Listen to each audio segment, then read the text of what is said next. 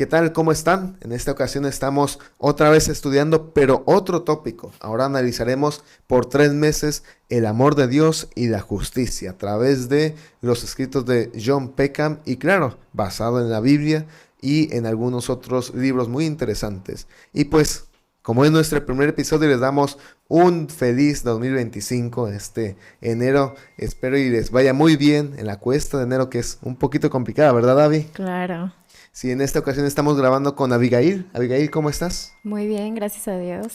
Qué bueno, ya regresando otra Claro. vez al trabajo para algunos. Sí, Sí, pero pues los estudiantes todavía tienen un poquito más de espacio ahí para descansar.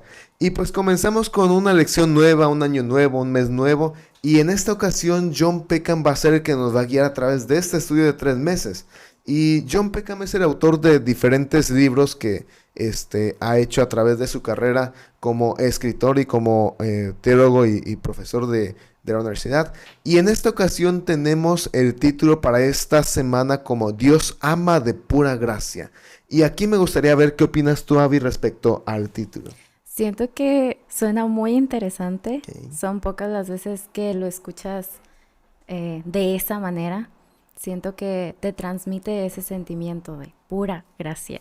No sé, es muy rico en significado. Perfecto. Y creo que es algo muy interesante porque comienza con un incidente o con un accidente que ocurre con el pueblo de Israel. Vemos que Dios elige a su pueblo, elige a Abraham, después va con los patriarcas, presenta toda esa parte de las profecías, de las promesas, y vemos que el pueblo de Israel cae en esclavitud y Dios los saca de Egipto, lo liberta de esa esclavitud, les muestra el poder a través de 10 plagas, después les abre el mar rojo, lo libera de los egipcios, y llegamos a un punto en el cual los israelitas llegan al monte Sinaí. Y vemos que Moisés sube en Éxodo 21, 22, y ahí está. Sin embargo, después el pueblo cae en idolatría y comienza a adorar a un dios extraño, a un becerro de oro. Sin embargo, aquí Dios comienza a enojarse, como es normal en el sentido de que Dios detesta el pecado. Y vemos que ahí Moisés le hace una promesa o le dice algo muy interesante. Éxodo capítulo 30 y 33 dice lo siguiente, en el versículo 14. Dice, y él dijo, si mi presencia irá contigo y te haré descanso. Y Moisés responde y dice, si tu presencia no ha de ir conmigo, no nos saques de aquí.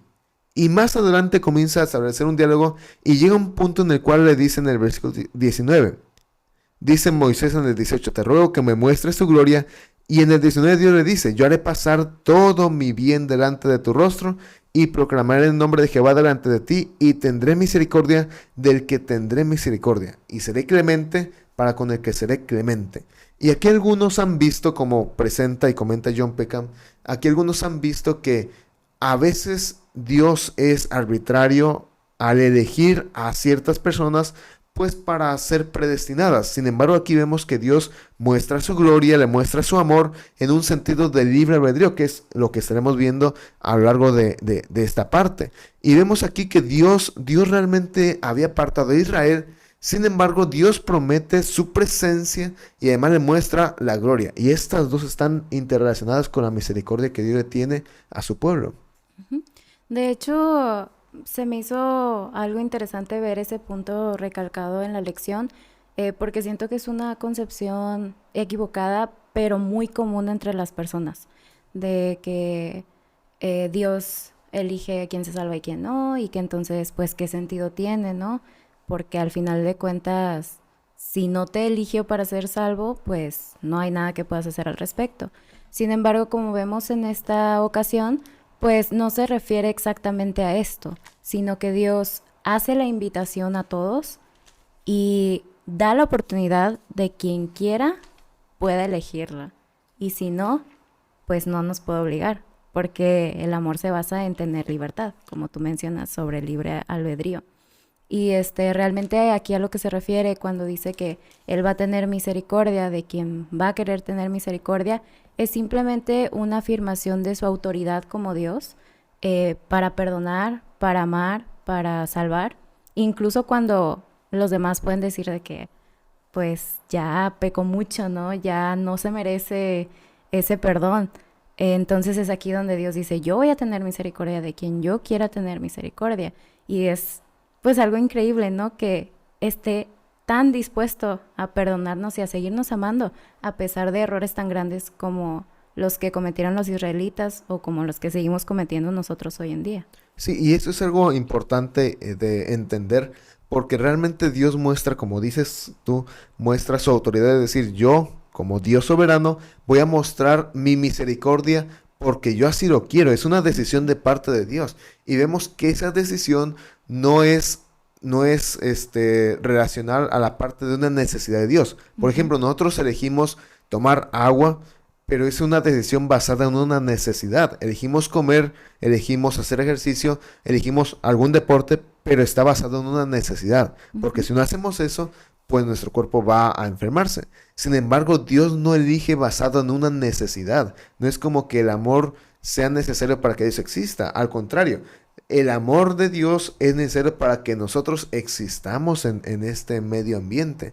Sin embargo, aquí vemos cómo Dios presenta la parte de su misericordia y su autoridad a través de darle el amor necesario al pueblo de Israel. Ujú. Así es. Y con esto me gustaría añadir a otro punto porque creo que todos en la vida hemos llegado al punto de rogarle a alguna persona, y rogarle a ciertas personas, a rogar el yo quiero hacer esto a nuestros padres, a algún pariente, a algún ser querido. Pero aquí vemos a un Dios que no tiene necesidad de rogar, rogándole al pueblo. Vemos, por ejemplo, el caso de Oseas. Oseas capítulo 14, versículo 1, dice Dios a Israel. Vuelve, oh Israel, a Jehová tu Dios, porque por tu pecado has caído. Llevad con vosotros palabra de súplica y volved a Jehová y decidle, quitad toda iniquidad y aceptad el bien, y te ofrecemos la ofrenda de nuestros labios. Y aquí presenta el versículo 14, que es la base para el título.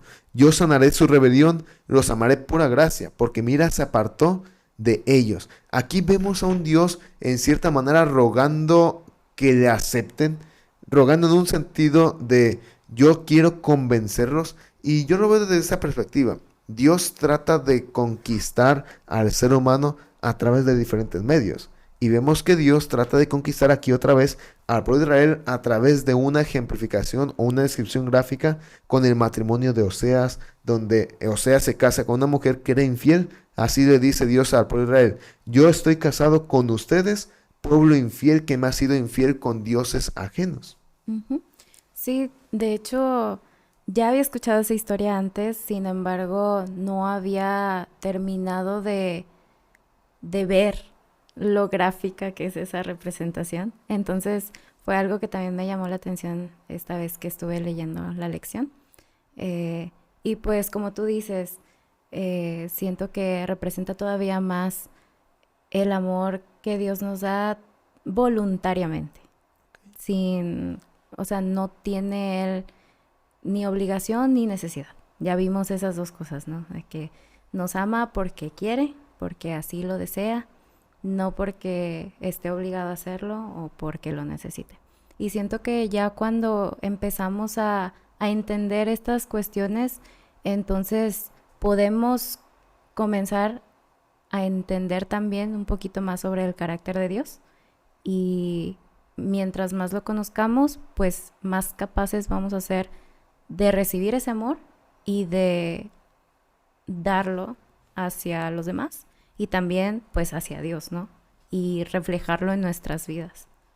Y con relación a esto encontramos que, por ejemplo, Salmos 33 6 o uno que me gusta un poquito más, en Apocalipsis capítulo 4 versículo 11 dice lo siguiente, con relación a este sentido, para explicar un poquito la parte de, o entender un poquito más la parte de Oseas. Apocalipsis 4 11 dice, Señor, digno eres de recibir la gloria y la honra y el poder, porque tú creaste todas las cosas y por tu voluntad existen y fueron creadas. Prácticamente aquí vemos también con Salmos 33:6 la perspectiva de un Dios totalmente santo, soberano, poderoso, que Él crea y decide crear porque Él así lo quiere, no porque sea una necesidad innata de Dios, sino porque así lo quiere, no está dependiente de si crea existe y si no crea no existe, sino que Dios crea y en este sentido Dios se presenta en el contexto de es el que le ruega, el que implora, el que trata de convencer al pueblo de Israel de que regrese. Sin embargo, vemos a lo largo de la historia del pueblo de Israel, de los 1400 años o más que pasa esto, vemos que al final sucede la decisión de Dios. Dios insiste, insiste, insiste, insiste, pero al final el pueblo de Israel no acepta, llega Jesús, les vuelve a insistir, es la última llamada de atención, lo crucifican y entonces Dios les quita el evangelio y les da a los gentiles, lo que hoy en día podríamos decir los cristianos. Ujú. Entonces vemos esta parte de cómo Dios presenta su amor, trata de estar a la puerta como Jesús dice, yo estoy a la puerta y llamo, si alguno escucha mi voz y me abre, entraré con él y cenaré con él y él conmigo. Y vemos así esa relación. Dios trata de estar con nosotros, insistiéndonos, insistiéndonos, pero llega el punto en el que ese Dios soberano respeta la decisión que tenemos de rechazarlo. Exactamente. Y yo creo que ahí es cuando encontramos otra respuesta a una pregunta que mucha gente se hace de ¿por qué Dios permite esto? ¿Por qué le pasa esto a las personas, no? Y muchas veces pues no vamos a encontrar una respuesta a nosotros como humanos, pero otras veces eso está relacionado con las decisiones de la persona. Entonces, Dios nos cuida, nos ayuda, pero respeta lo que decidimos y por consiguiente cada decisión que tenemos pues también tiene una consecuencia, ¿no? Entonces, pues debemos de ser conscientes también de eso y no, pues no echarle la culpa a Dios de lo que sucede debido a lo que decidimos, porque Él nos da oportunidades, nos llama, nos trata de guiar, pero pues si no escuchamos no nos va a obligar a hacerlo. Sí, y en ese sentido, como presentas, realmente muchos de los problemas que tenemos es por nuestra decisión, porque nos alejamos de Dios. Por ejemplo, yo lo veo con la parte de algunos hábitos maliciosos que regularmente están presentes en nuestra sociedad. Encontramos, por ejemplo, la bebida de alcohol o el consumo de alcohol. Dios presenta en la Biblia que el alcohol no debe ser consumido. Sin embargo, el que el ser humano desobedezca a Dios le atrae afrenta a él mismo, le trae esa consecuencia. Entonces, a veces uno dice, Señor, pero ¿por qué me pasó esto? ¿Por qué tengo esto? Pero es porque uno decide. Sin embargo, eso también implica que a veces uno recibe las consecuencias del pecado. Aunque no lo haga, uno recibe el pecado. El clásico ejemplo de Job. Ujú. Pero aquí, como comentas, hay cosas que podemos evitar si vamos a Dios. Hay Claro. otras que lamentablemente pues estamos en el mundo del pecado y pues ya vienen con esa parte de nacer en este mundo Sí, pecaminoso. así es.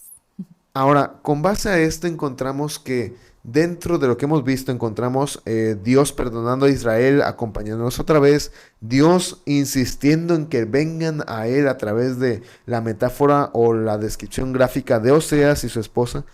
Pero vemos otra parte muy interesante, la parte de el lenguaje de la deidad, que es el amor, que prácticamente es lo que John Peckham va a plasmar a través de estos 3 meses, cómo es que el amor se desarrolla a través de los designios de Dios. Y aquí encontramos algo interesante. No sé si has oído el término de culpa feliz o feliz culpa, donde dicen que el pecado fue necesario para mostrar el amor de Dios. Lo explico un poquito más en ese sentido. Algunas personas han pensado, han propuesto que era necesario el que Adán y Eva pecasen para que Dios mostrara su amor, porque de lo contrario, Dios no podría mostrar su amor completamente.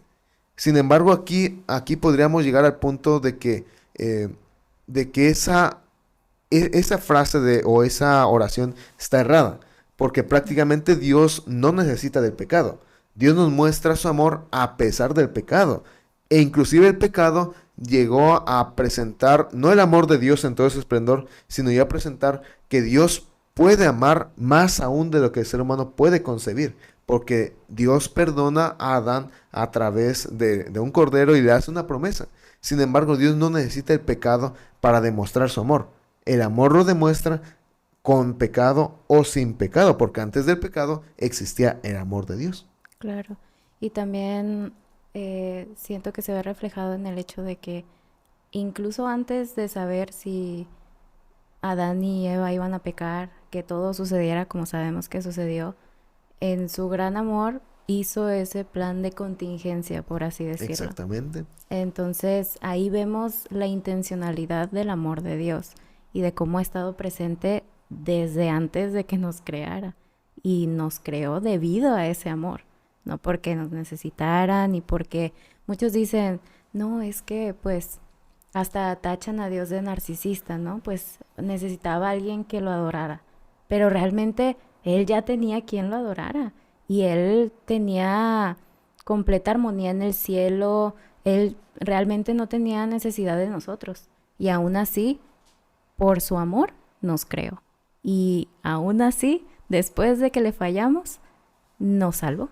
Entonces, Exactamente. Entonces prácticamente, y yo veo esto de esta manera, o sea, Dios nos regala la salvación como una bicicleta. Dios nos regala la bicicleta, no la merecemos, es un regalo inmerecido, Dios nos la regala. Dios nos dice, yo te enseño a andar en bicicleta, nos sube a la bicicleta y nos enseña a andar en bicicleta. Entonces prácticamente Dios hace todo. Lo que el ser humano ocupa hacer es prácticamente tomar la decisión. Y con base a esto pasamos a la parábola de Mateo 22, una parábola muy interesante donde presenta el libre albedrío a grandes rasgos. ujú, Porque el libre albedrío es el que cambia todo. Es ese detonante en el sistema del ser humano, en el sistema de la existencia, que cambia absolutamente todo. Vemos que Dios ofrece una fiesta de bodas, ahí en la parábola. Dios manda invitados, Dios manda la invitación, les da la ropa, el traje, pero después manda a otros invitados a que vayan por los invitados, vaya la redundancia. Sin embargo, los que fueron invitados no aceptan, no ujú, eligen. Y creo que esto se basa claramente con la elección de ser salvos o no. La elección de ser salvos o no en cierta manera está en el ser humano. La salvación comienza con Dios, sin embargo, la perdición comienza con el ser humano. Si el ser humano elige no aceptar a Dios, pues Dios va a respetar su decisión. exacto. Sin embargo, si el ser humano elige ser salvo por su decisión, Dios va a hacer todo lo que esté a su alcance, que es todo lo posible y todo lo imposible para que el ser humano sea salvo. Ujú. Y no sé por qué me acordé precisamente del versículo que dice, bástate de mi gracia, ¿no? Entonces, siento que ese es uno de los, por así decirlo, colchoncitos que tenemos.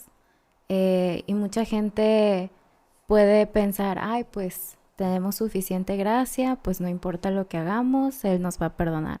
Pero realmente no es para que la tomemos así, sino que podamos ser agradecidos por ese regalo tan bonito que Dios nos dio y que aún en nuestras debilidades y sabiendo que podemos fallar, nos da ese respaldo de poder ser perdonados y de poder seguir adelante a pesar de nuestros errores.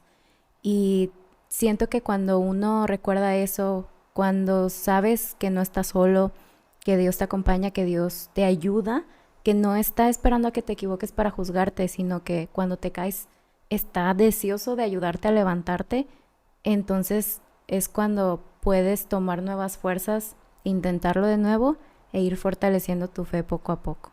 Sí, y prácticamente como dices tú, Dios es el que no está esperando a que pequemos para ejecutarnos, sino que está esperando a que nosotros le rindamos ese permiso y Dios comience a actuar. Y prácticamente está ahí cuando caigamos, cuando fracasemos, para poder levantarnos y ayudarnos a cambiar. Y con base a esto encontramos que realmente el libre albedrío influye en la parte del amor correcto, porque no se puede llamar amor completo y verdadero si uno no elige completamente.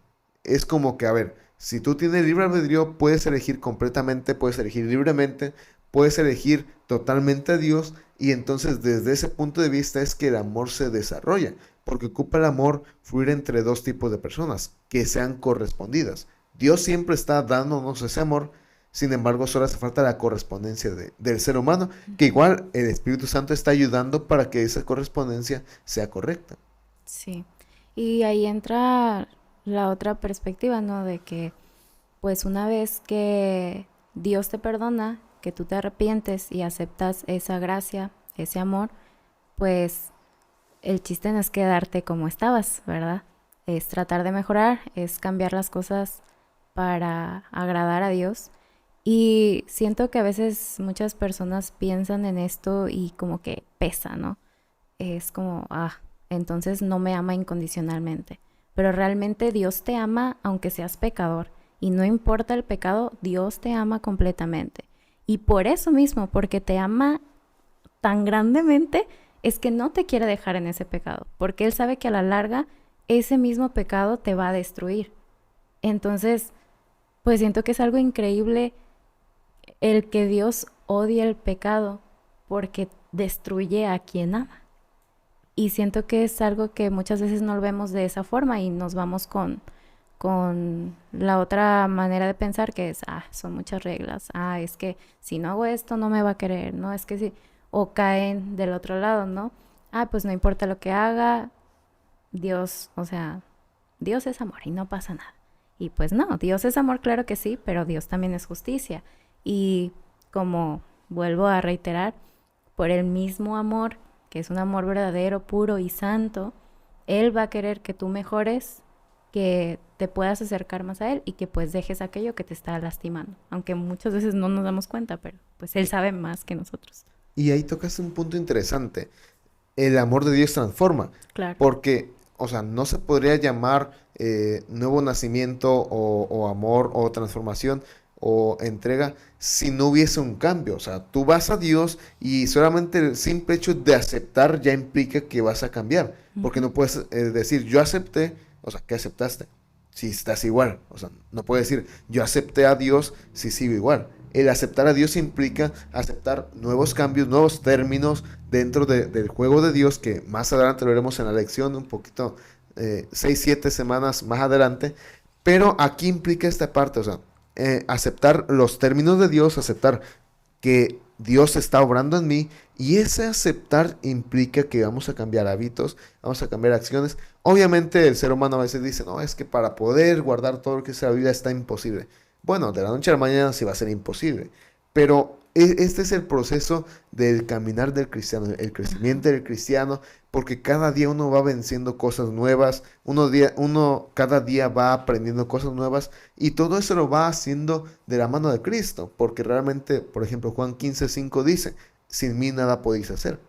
Entonces, este es el concepto que presenta la Biblia. El aceptar a Cristo implica hacer cambios en la vida para que de esa manera el ser humano vaya desarrollando una nueva vida en Cristo. Así es.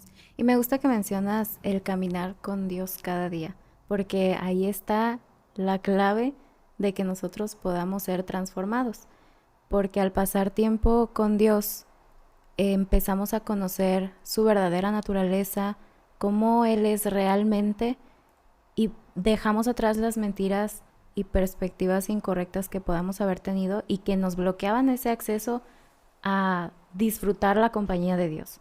Entonces, conforme nosotros pasamos tiempo con Él en nuestro diario vivir, es ahí cuando podemos nutrir este amor y corresponder y de esa manera amar más a Dios que a lo que nos separa de Él. Porque de hecho creo que es una frase que hace poco vi, que el chiste aquí no es tratar de dejar de pecar por tus propias fuerzas o enfocarte demasiado en dejar el pecado atrás, sino voltear a ver a Jesús, voltear a ver a Dios y enfocarte en conocerlo, en amarlo, en pasar tiempo con Él. Y entonces Él va a ser el que poco a poco va a ir cambiando tu corazón y va a ayudarte a dejar atrás pues lo que te separa de Él.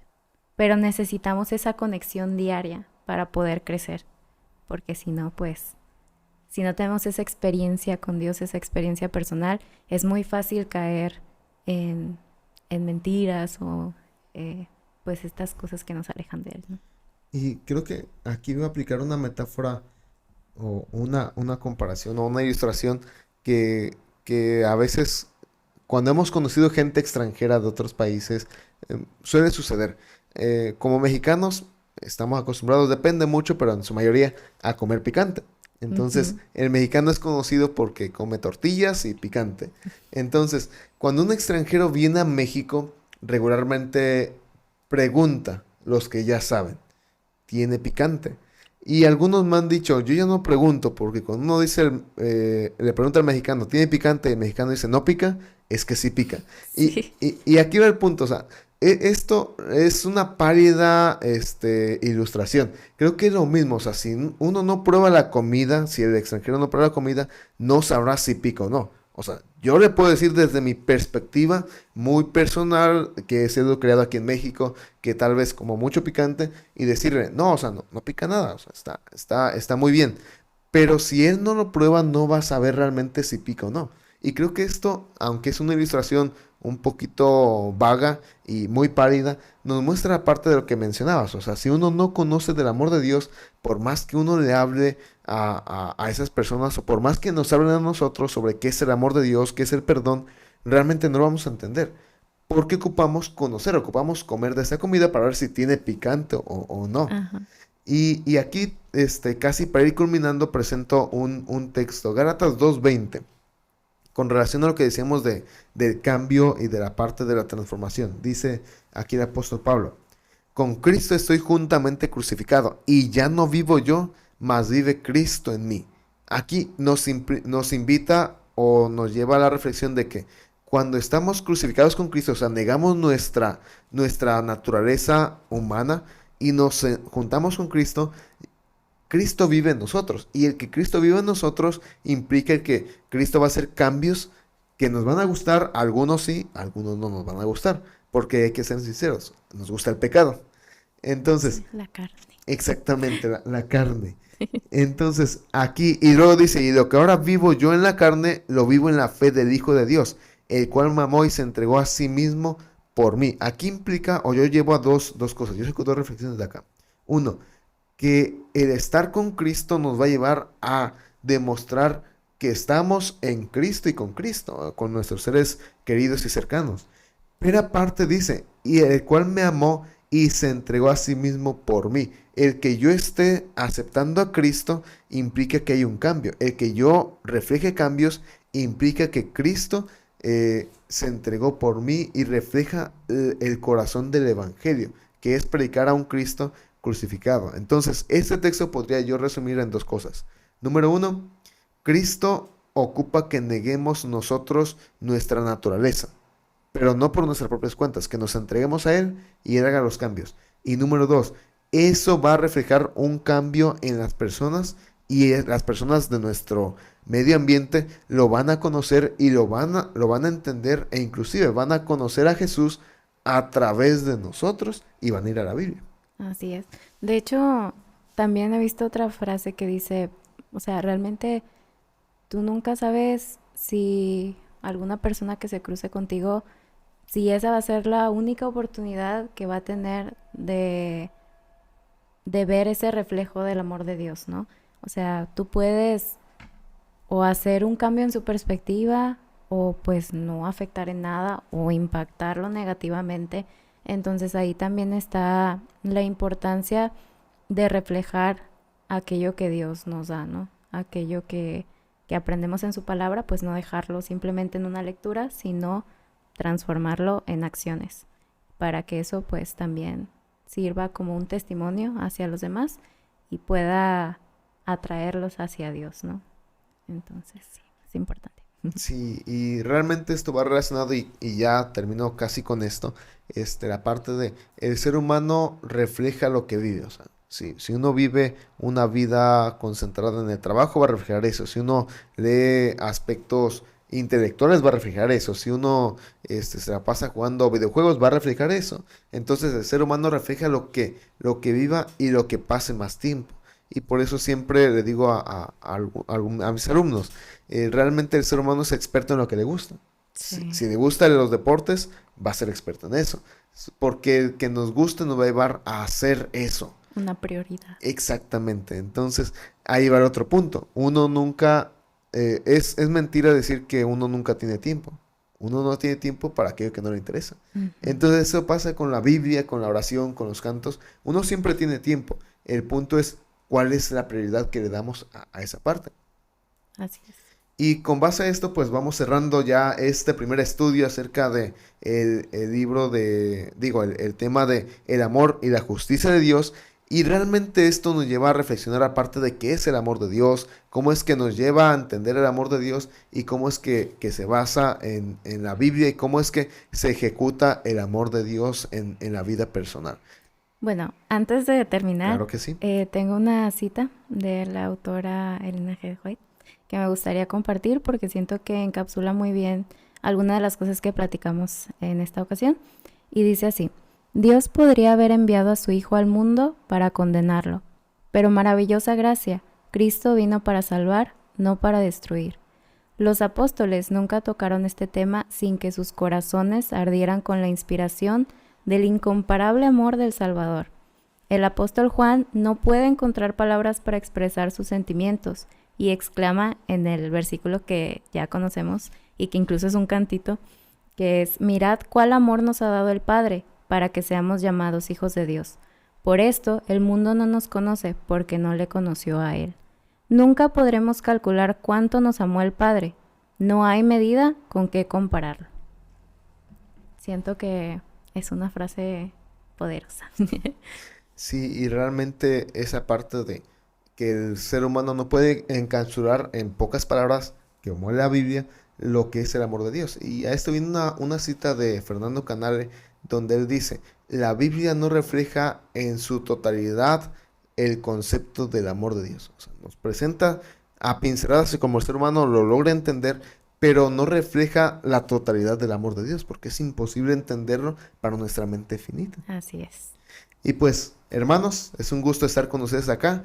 Realmente les saludamos, que tengan un excelente día y recuerden, estamos iniciando el año y no olviden seguir estudiando su lección de escuela sabática. Si tienen alguna pregunta, déjenosla en los comentarios, que igual más adelante la estaremos resolviendo. Que Dios les bendiga.